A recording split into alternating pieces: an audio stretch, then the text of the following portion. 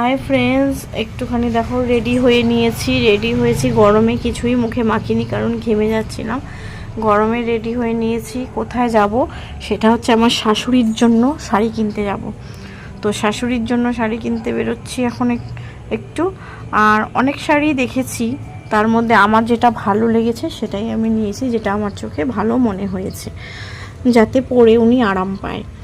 তো ওইদিকে দেখো আমি একটা দোকানে এসেছি, দোকানটার নাম স্বাদ পূরণ। এটা একটা আউটলেট।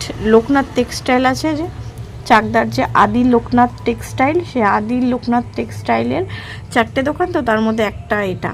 ওদের তো অনেক কটা ফ্র্যাঞ্চাইজি আছে, অনেক কটা আউটলেট আছে।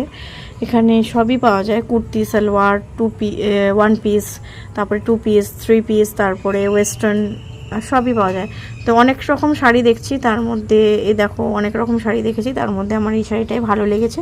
তোমরা হয়তো অনেকে ভাববে এটা জামদানি শাড়ি, না, এটা একদম জামদানি শাড়ি না, একদম পিওর হ্যান্ডলুম শাড়ি। এগুলোকে হ্যান্ডলুম শাড়ি বলে।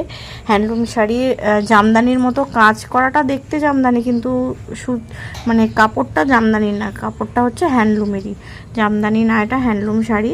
এটার মধ্যে জামদানির মতো কাজ করা। দুটো রং আছে, হালকা আকাশি কালার, স্কাই ব্লু, আর ইয়েলো, হলুদ। তো হলুদ আর স্কাই ব্লু টোনের, মানে পুরো অল ওভার বডিটা হচ্ছে বুটি বুটি গেছে, হলুদ আর স্কাই কালারের। আর আঁচলটা হচ্ছে এরকম থাকবে, পাড়ের কাজে এরকম সুন্দর মোটিভের কাজ করা, জামদানির মতো কাজ করা, কিন্তু জামদানি না, হ্যান্ডলুম, একদম পিওর হ্যান্ডলুম। পরে উনি আরাম পাবেন। আমার চোখে এটাই ভালো লেগেছে, তাই জন্য আমি এটাই কিনেছি।